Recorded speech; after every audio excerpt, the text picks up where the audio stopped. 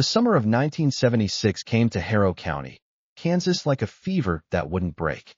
By the third week of June, after the winter wheat had come in thin and pale as a sick man's skin, the farmers along Route 9 had taken to studying the sky the way their fathers had studied the Bible, searching every cloud for signs and meaning, and finding mostly disappointment. The creek that cut through the eastern corner of the Callaway farm, which the old-timers called Bitter Branch, had dwindled to a string of muddy puddles by the 4th of July. Nobody much felt like celebrating the bicentennial that year, though the little town of Millhaven shot off its fireworks over the grain elevator anyway, and the boom and crackle of them carried flat and hollow over fields that should have been green with corn but stood instead in rows of yellowing stalks, curled at the edges like paper held too close to a flame. Jacob Callaway watched those fireworks from the porch of the farmhouse that had been in his family since his grandfather, Chester Callaway, built it in 1923. He sat in the same wooden rocker his father had sat in, drinking the same brand of black coffee his father had favored, Folgers, black, no sugar, and he felt very much like a man who had inherited a kingdom that was in the process of returning itself to dust. He was 26 years old. He had come back from Kansas State University in May with an agricultural degree he'd never quite finished, summoned home by a long-distance telephone call from Pastor Tillman that told him Earl Callaway had died quietly in his sleep on a Tuesday night in April, at the age of 63, in the same upstairs bedroom where he had been born. Jacob had been back 63 days and already felt 63 years older. Earl Callaway had been, by any measure of the word, a quiet man, not a cold man. Those who knew him well knew better, but quiet in the way that deep water is quiet, moving always, but not making a show of it. He had survived the tail end of the Dust Bowl as a boy, fought in the Pacific as a young man, and come home to the farm in 1946 with a limp in his left leg and something behind his eyes that he never talked about and nobody asked. He had married Ruth Haynes in 1948, buried her in 1964 when Jacob was 14, and farmed the Callaway land from then until the April morning when the Lord decided he'd done enough of it. The farm was 320 acres of mixed ground, good loam in the east fields, heavier clay pan toward the west, and about 40 acres of what Earl had always called the Barren, a rough stretch of alkali hardpan and scrub grass at the northwest corner of the property that had never grown much of anything worth mentioning in living memory. Jacob had asked his father about it once, when he was maybe 10 years old, and Earl had looked at the Barren with that quiet look of his and said simply, "That ground has its own plans."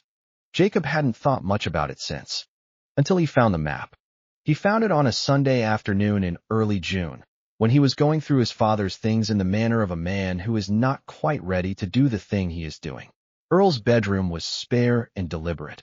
Work boots aligned under the window, Sunday shirt hung on the back of the door, a photograph of Ruth on the nightstand with a small piece of sea glass she'd found once at Lake Michigan and never threw away. On the shelf above the headboard sat 3 books, a farmer's almanac from 1974, a dog-eared copy of Steinbeck's East of Eden with a cracked spine, and the Bible. The Bible was old, black leather, so worn it had gone soft and gray at the corners, the gilt long since rubbed from the page edges. It had been Earl's father's before Earl's, and Earl had carried it through the Pacific, which accounted for the water stain on the lower right corner of the back cover. Jacob set it on the kitchen table and opened it with the careful hands of a man handling something older than himself. The map was tucked between the pages of Genesis and Exodus, folded twice into a square no bigger than a man's palm. It was drawn in Earl's hand, that careful, unhurried printing Jacob had grown up watching fill out farm ledgers and seed orders. The paper was lined notebook paper, the kind you'd find in a 5-and-dime school tablet, gone faint with years, but still legible. The drawing was in pencil, a rough outline of the Callaway farm's northwest corner, with the Barren marked out by careful cross-hatching. In the center of the hatching, Earl had drawn a single small circle and written beside it, in his neat, plain letters, "Water, below the clay, 20 feet horizontal from NW fence post. Don't forget." Beneath the drawing, in smaller script that Jacob had to hold to the kitchen window light to read. "Found it in the dry summer of 1952. 24 years, and I never needed it. You might. E.C." Jacob sat with that piece of paper for a long time. Outside, The Kansas sky was the hard, pale blue of old porcelain. He could hear the windmill out back turning slowly, working harder each day for less water. Jacob would have been 2 years old in 1952. His father had kept this map for 24 years and never said a word. He told no one right away. That was his father in him. He drove out to the Barren the next morning in his '71 Ford F-100, the one Earl had bought used from the Massey dealership, and liberal and maintained with the religious dedication that certain men of that generation applied to their machines. The truck was faded green and slightly haunted by the smell of pipe tobacco that Jacob suspected would outlast them all. He parked at the northwest fence line and walked off 18 paces from the corner post, figuring that was near enough to his father's, 18 to 20 feet. The ground underfoot was pale and cracked, the alkali showing white in the morning light. Nothing grew here but stubborn clumps of blue grama grass and an occasional patch of buffalo grass, so short it barely cleared his boot tops. The surface soil was loose and powdery after the dry spring. Jacob crouched and dug at it with his fingers, and about 3 inches down he hit the hard pan, that dense gray clay that made this corner of the farm feel like trying to grow things on a parking lot. He sat back on his heels and looked at the ground and thought about his father. 24 years, and I never needed it. Jacob went back to the barn and got a long-handled spade and a mattock. He dug for 3 days before anyone noticed. He worked in the early mornings before the heat set in, and again in the late evenings when it backed off enough to breathe. In the middle of the day, he tended to the livestock, 30 head of Angus cattle and a small mixed dairy herd that were growing visibly thinner on hay. He was rationing because the pastures had nothing left to give. He refilled the stock tanks from the electric pump on the windmill well, which was still producing, though the output had dropped from good to barely adequate over the past 6 weeks. A neighbor up the road had already lost his pump to sand infiltration. Another had trucked water in at a cost that was eating him alive. The hole in the Barren progressed from a scratch to a proper excavation. By the second day, Jacob had cut through the powdery topsoil and was into the clay in earnest. This was the hard work, mattock work, the kind that wakes muscles you forgot you had. The clay came out in heavy, dense blocks, gray-blue and sticky, compressing under the blade. He stacked it around the edges of the hole in rough ridges, and by the third day he was 4 feet down and the sides had gone from angled to nearly vertical, which told him he knew what he was about. It was the third evening, a Thursday, when Gus Henley's truck appeared on the county road that ran along the Callaway property's north edge. Gus Henley was 61 years old and had been farming, or more accurately, farming and drinking, the 200 acres adjoining the Callaway property since before Jacob was born. He was not a wicked man, not in any substantial sense. He was a man who had been disappointed so many times by farming and weather and the general tendency of the world to not cooperate that he had built a kind of armor out of cynicism, and he wore it the way other men wore overalls. All day, every day, comfortably, without thinking about it. He drove a 1968 Chevrolet C10 that burned oil and ran on the same principle of stubborn persistence that Gus himself ran on. He stopped the truck and rolled down the window, and Jacob could see from the way he held his arm over the door frame that he'd been to town already that evening. "What in the hell are you doing, Jacob Callaway?" He said it not unkindly, but not kindly either. "Digging," Jacob said. Gus looked at the hole. "I can see that. What are you digging for?" "Water." Gus squinted at the pale, cracked ground, at the 40 acres of scrub and alkali surrounding them, at the cloudless late-day sky. Then he looked back at Jacob and he did something that would become, in the years ahead, the thing people remembered most about that summer. He laughed. Not a mean laugh. That's important to understand. But the genuine laugh of a man who couldn't find another response to what he was seeing. "Boy," he said, when he got his breath back, "your daddy's gone and left you this ground," and his common sense went with him. "There isn't water under this corner of hell." The county well driller, old Pruitt. "You know what he told me last month?" Said the water table's dropped 18 feet since last summer. 18 feet. You're digging down 6 and thinking you're going to find something. He shook his head, still grinning. "You're burning daylight and sweat on a dry hole." "Maybe," Jacob said. Gus drove on. Word got around, because it always does in a county where the population is thin enough that everyone's business is everyone else's concern. By the following week, Jacob had acquired a small, irregular audience. Not the kind that stays and watches, the kind that drives by slowly, or finds a reason to stop at the fence line to discuss the weather, and while discussing the weather, glances over at the man in the hole and the pile of clay beside it. Ray Delbert, the county extension agent, stopped by officially. He was a trim, careful man in his 40s who drove a government green pickup and wore his shirt tucked, and even in 100-degree heat. He stood at the edge of the excavation and peered down at Jacob, who by then was 5 feet deep and working in shade that was neither cooling nor comfortable. "Jacob," Ray said, "I want to be straightforward with you. I've talked to state hydrologists. I've seen the water table data. This entire northwest corner of Harrow County is sitting on consolidated clay pan down to 40 feet, maybe more. The Callaway land is no exception. You're not going to find freestanding water at this depth." Jacob leaned on his mattock. "My father found it in 1952. Ray absorbed this. "Your father found water here in 1952. He wrote it down. Put it in his Bible." "Did he drill?" "Did he?" "He wrote down what he found." "I'm trying to find what he found." Ray was quiet for a moment. He was a man of science and data and government bulletins, but he was also a man who had grown up in western Kansas and understood, at some level deeper than data, that the land held things that didn't always show up on survey maps. "All right," Ray said carefully, "but if you break through any clay layer down there, I want you to stop digging immediately and call me before you do anything else. Pressurized zones in clay can be." "I know what they can be," Jacob said. He'd had 2 years of hydrogeology at Kansas State before he'd come home. "Thank you, Ray." Ray drove away, and Jacob kept digging. The talk at the Millhaven grain elevator that week, among the men who gathered there in the mornings the way they gathered at barbershops and church vestibules, talking the slow, serious talk of men whose livelihood walked a razor's edge between weather and ruin, was mostly pity mixed with the resigned acknowledgement that comes when a young man does something foolish that you can't stop. Earl Callaway was a sound man, said one of the older farmers, a retired wheat grower named Herschel, who wore the same International Harvester cap he'd worn since roughly 1963. "Can't imagine he'd send his boy on a fool's errand." "Earl's dead," said someone else.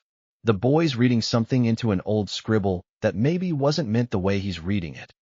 "He's going to dig himself down to China," said Gus Henley, who was on his second cup of coffee and his second opinion of the morning. "Watched him out there in the heat of the day. He's down past his own head, digging with a mattock and a spade like it's 1930. His cattle are going to start dying before he's done," said the first man. "All our cattle are going to start dying," said a fourth man, quietly, and that ended the conversation, because everyone at the table knew it was true. July came in like a blowtorch. The thermometer on the south side of the Callaway barn hit 104 on the 5th of July and stayed above 100 for 11 straight days. The creek at Bitter Branch dried completely.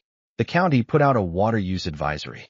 3 farms in the eastern end of the county started trucking water from the municipal reservoir in Liberal, which was itself at less than half capacity.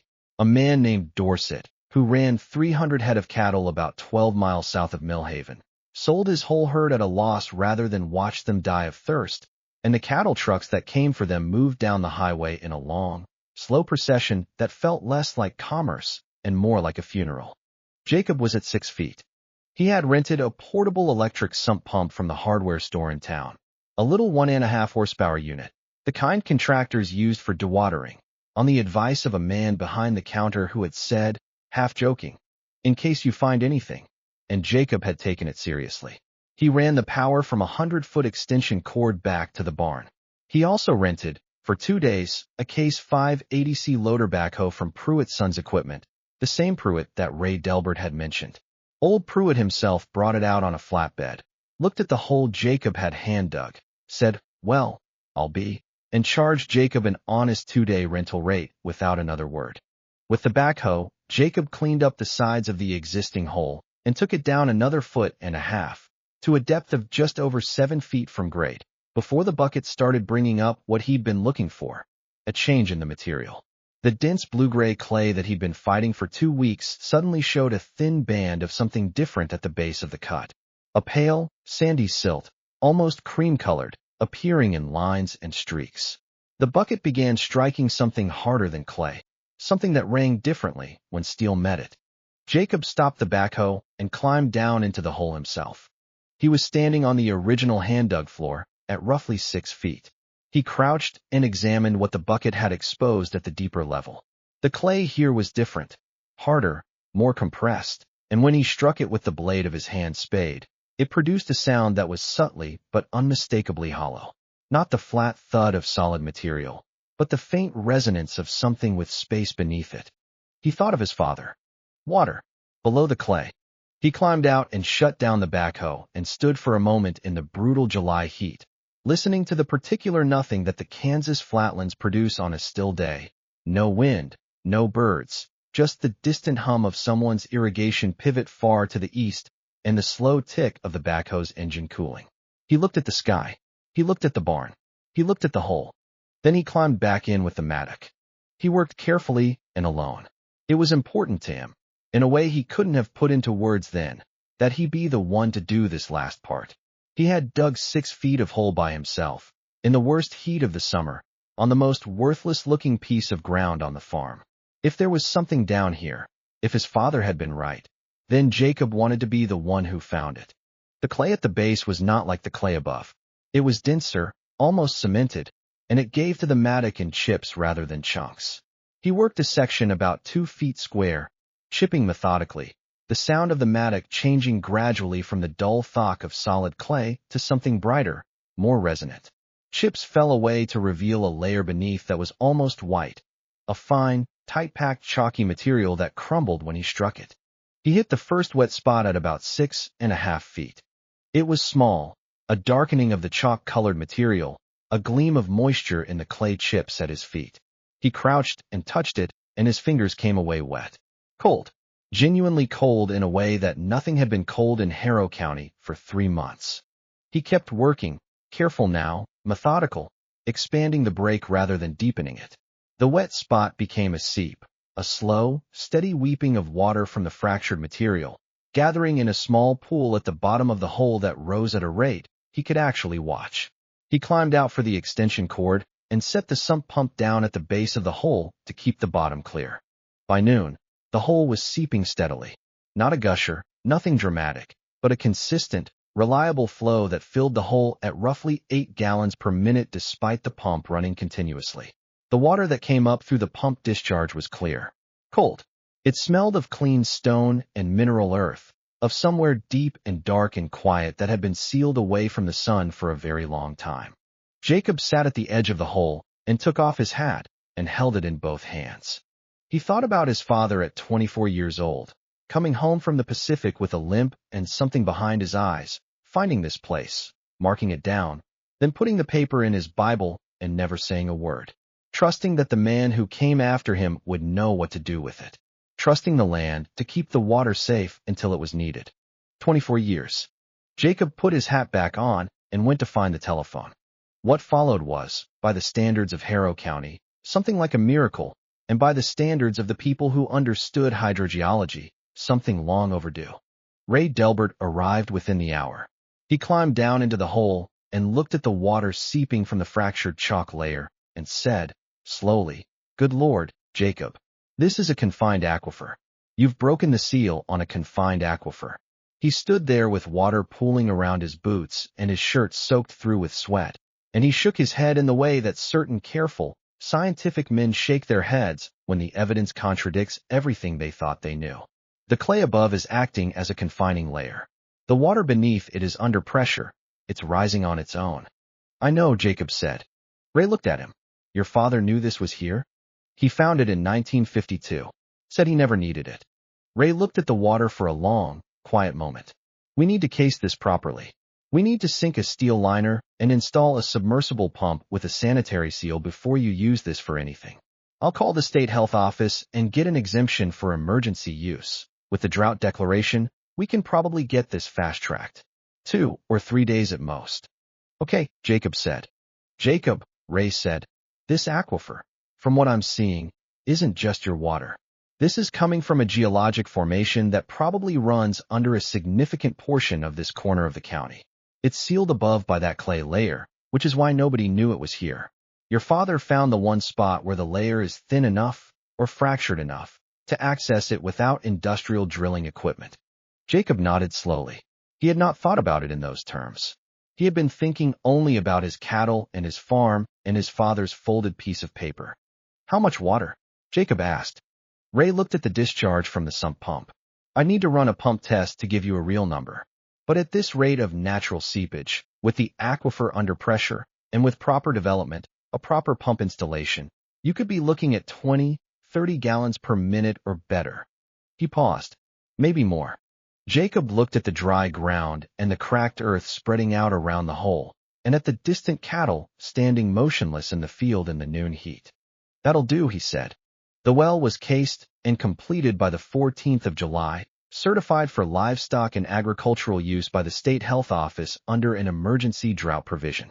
Jacob hired a local well contractor named Jim Aspen, not Pruitt, who was by then swamped with emergency calls from 3 other counties, to set a 4-inch steel casing and drop a submersible pump down the liner, wired back to the barn's electrical circuit. When they switched it on for the first time, the water came up clean and cold at 22 gallons per minute and ran out into the stock tank in a white, rushing stream that Jacob stood and watched for a long time without moving or speaking. Gus Henley showed up that afternoon. He parked on the county road and walked across the barren in his worn work boots and stood at the fence and watched Jacob filling the stock tanks and said nothing for a full 2 minutes, which was unprecedented in Jacob's experience of Gus Henley. "How?" Gus said finally. "Confined aquifer below the clay pan," Jacob said. "My father found it in 52. Marked it in his Bible."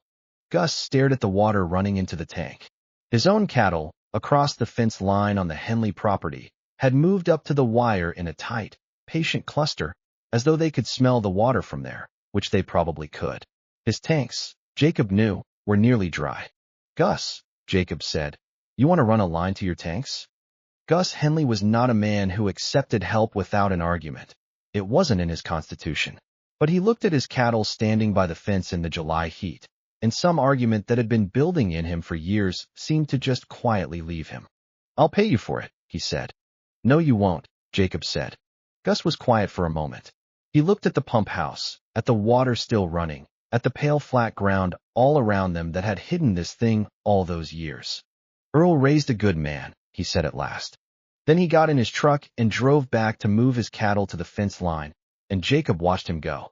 In the weeks that followed, a 100-foot hose became 200 feet, then 400, then a rough network of hoses and pipes laid across fence lines that, under normal circumstances, would have represented lifetimes of neighborly tension and property dispute. Jacob didn't charge any of them. There was a brief, uncomfortable conversation about this with the county agricultural office, which had concerns about liability and water rights, and Ray Delbert navigated most of it by pointing to the emergency drought declaration and a certain flexibility that the law allowed in times of genuine crisis. The water rights question was tabled for the fall, when lawyers and hydrologists would come and argue about it, and it was eventually resolved in Jacob's favor in a way that was fair to everyone. But that was fall. That was lawyers and offices and paperwork. This was July, and the cattle of 6 neighboring farms were drinking clean, cold water from a source that nobody had believed existed, on the 40 acres of cracked alkali ground that Earl Callaway had always called the Barren and never explained.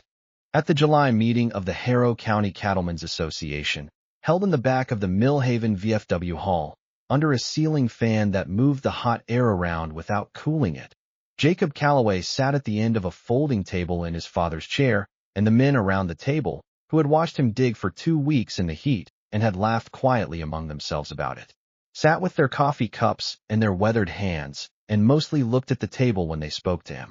Old Herschel, the retired wheat grower with the IH cap, leaned across the table at one point and said, "Your daddy knew what he knew, didn't he?" It wasn't a question. Jacob answered it like one anyway.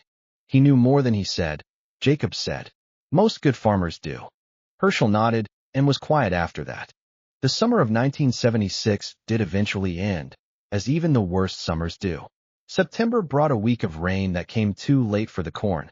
Most of the county's crop was a write-off, and the grain elevator at Millhaven processed less wheat and corn than any year since 1936. But the cattle were alive. The livestock on 7 farms in the northwest corner of Harrow County, more than 800 head of cattle and 3 times as many hogs and horses. came through the summer in serviceable condition because of a well that an old man had found in 1952 and a young man had found again in 1976. Jacob Calloway farmed the Calloway land for the next 31 years. He never drilled another well on the property. He never needed to. The well in the barren produced steadily through dry years and wet, through the drought of 1980 and the hard freeze of 1983 and the price collapse that took two of his neighbors' farms in the early 90s. He put a windbreak of cottonwoods around it in the late 80s, which his sons helped plant and his grandchildren eventually climbed. He built the well house in 1987, a simple poured concrete block with a corrugated metal roof, and put up a small sign above the door in Earl's style of lettering, because Jacob had inherited his father's hand along with everything else. Calloway Well, EST 1952. Don't forget. He married a woman named Clara Briggs in 1979, a schoolteacher from Hugoton who had never lived on a farm before and learned it with a thoroughness that eventually rivaled Jacob's own. She was the one who, years later, when the grandchildren asked about the well, would tell the story the best, the way she'd heard it from Jacob, and the way Jacob had told it to her in the early years of their marriage, when it was still something close to the surface, still warm. Your grandfather dug that hole with a mattock and a long-handled spade, she would tell the children, sitting on the porch on summer evenings when the heat had backed off and the first stars were coming up over the flat western horizon. Dug it in the worst heat of the worst summer in 20 years. Dug it because his father had written something down on a piece of notebook paper and put it in the family Bible. People thought he was crazy. Some of them said so to his face. The grandchildren would listen in the way that children listen to things that carry the weight of truth, quietly, without fidgeting, the way they almost never listened to anything else. And he just kept digging, one of them asked once. He just kept digging, Clara said. How did he know it was really there? Clara looked at the well house, the cottonwoods throwing long shadows in the evening light. He trusted his father, she said, and his father trusted the land. Jacob Calloway died in 2007, at the age of 57, of a heart that had simply worked too hard for too long, which is how a doctor would say it, though the people who knew him would put it differently. He died in the same upstairs bedroom where Earl had died, and where Earl's father had died before him, in the same farmhouse that Chester Calloway had built in 1923 with borrowed lumber and the unironic conviction that this piece of flat Kansas ground was worth the work of a man's whole life. At the graveside, in the Millhaven Lutheran churchyard, Gus Henley stood at the back of the gathered mourners. He was 82 years old and had given up farming 12 years before, and he walked with two canes now, but he had driven himself to the church in the same Chevy pickup that, by some miracle of stubbornness, was still running. He stood at the back because he didn't feel he deserved the front, though Jacob would have told him different.